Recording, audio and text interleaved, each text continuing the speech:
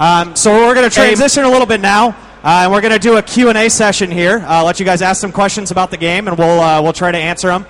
We brought out our very own Special K, Martin Kirstein. Give it up for Martin. Mr. Colin Johanson and Mr. Eric Flannum. And do you actually need me? You guys were doing great. Also, Colin was joking when he said that Norn female might have beard options. Just read it out there. Right. Yeah, so like we did with Daniel and Kekai, we want to talk a little bit to the two guys because they're fairly important and they do a little bit of game design, right? So I will ask them a couple of questions first, and we have a couple of people from Twitter, and then I will open up the floor. So if you want to ask Colin or Eric something, you might want to think about what you want to ask him. So also, give Eric a big applause because Eric is actually really sick, but he still made it up out here to answer all of your questions. So very much appreciated. First question is for Colin. So what is it like to be Colin Johanson? That's a sweet tweet. Thanks, Martin. I couldn't resist, Colin. I do a lot of sword swinging at home, practicing all the time. I can confirm that in the office he's always running around swinging a sword. That doesn't sound right at all. Anyway, no, okay, let's get off serious. So, people have always asked us, so why did you stop Guild Wars 1? And we always tell them, hey, we had so many crazy ideas, and we wanted to do things a little bit different, and also we want to question everything that defines a traditional MMO and do something new. So from you as a content designer and you as a game designer, tell us a little bit about what steps you guys do when you actually design a game. It's hey, we have this awesome idea, and then what actually goes into that process. The first thing we did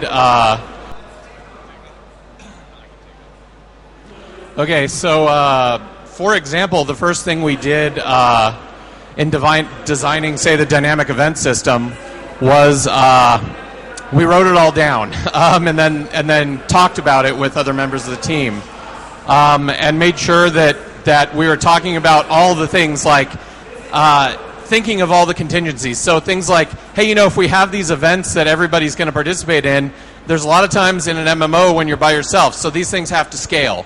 We tried to anticipate all the problems that we would have, and then we involve our coders, and we ask them, hey, we have this crazy system. It's got to scale. It's got to scale dynamically. It's got to do all these things. Can we actually do that? How hard is that to do? And they usually, laugh at us or throw something at us or something like that. And so after that, we go into development and we iterate and we do prototypes.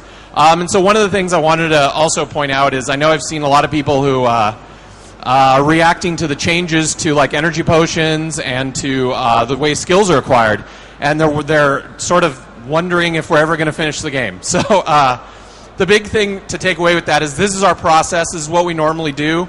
Those systems went through lots of changes before you guys even saw them. And if we thought they were going to make the game a teeny bit better, we wouldn't invest the effort in doing it. We think these things are going to make the game immensely better. And in the end, I think that's what everybody wants, is for us to make the game as good a game as it can possibly be.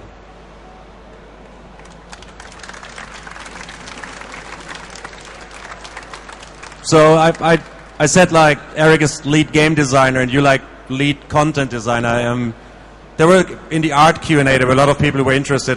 So what does artists actually do? So can you shed a little bit of light on the what is actually the difference between a game designer and a content designer? Sure, yeah. So basically this varies drastically company to company in the game industry. At ArenaNet, we have a setup that you'll find at some companies. At a lot of companies, there are just game designers. At ArenaNet in particular, our design department is really split into 3 different areas. We have a world design team who is responsible for basically doing, they do level layouts, they do level design, they lay out the maps before the environment art team comes in and deals with them. And that's to make sure that we get the flow through content correct, to make sure that we have the right paths and vistas and everything we need to have. Then we have the systems design team.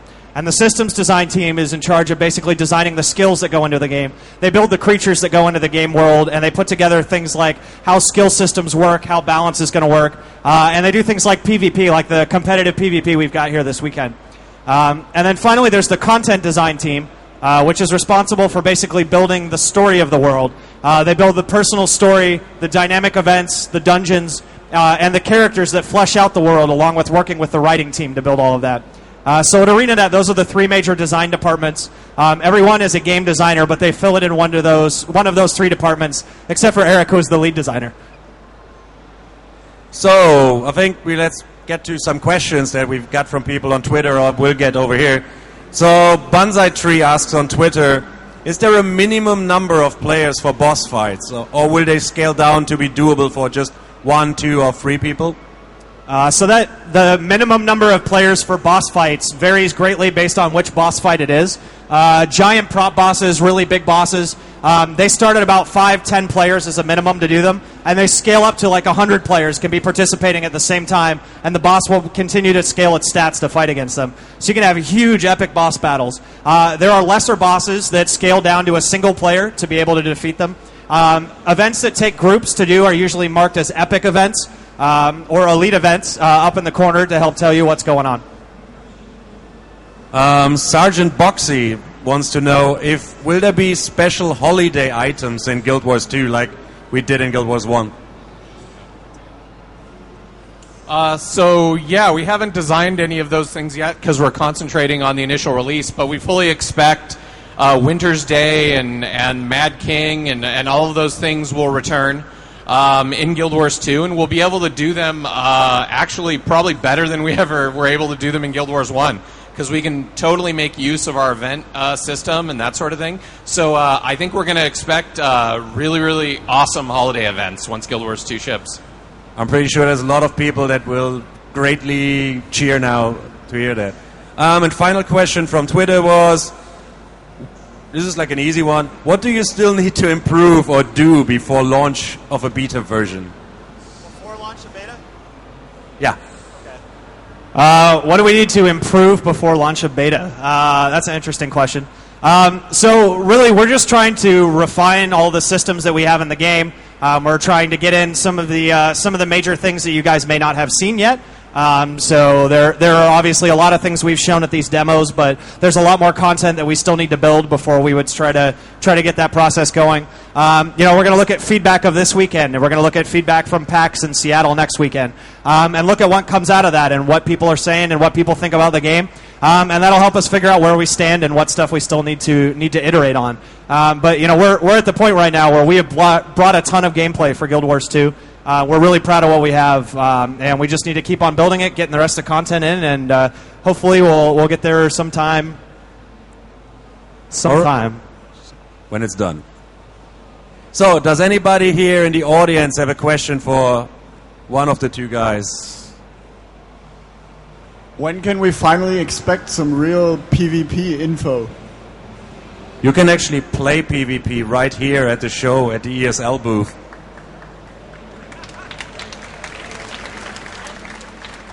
So yeah, if none of you guys know, we brought competitive PvP here this week. It's not in this booth. It's other end of the hall in the back right corner in the ESL booth.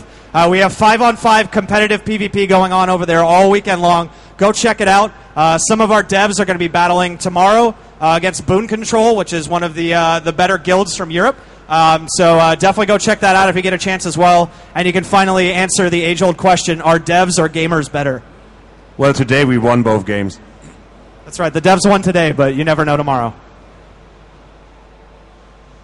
Wird es weitere Bücher geben über die Guild Wars Story, abgesehen von den dreien, die bereits angekündigt sind?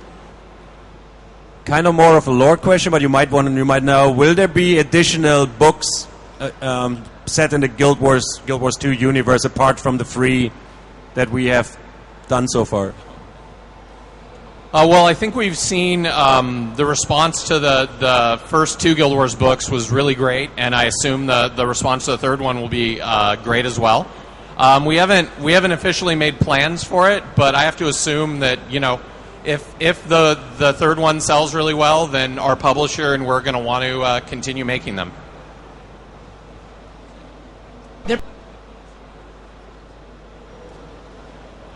Yeah, I have a question. They're planning to make a lot of characters, maybe races. Is it not going to be an issue with balancing the skills and balancing, issues in the game if there are a lot of characters to be built in the game? So basically, it's about like with all the characters and races we have, if you expect to be running into balancing issues. So this is more a question for Isaiah, but I think I can answer it.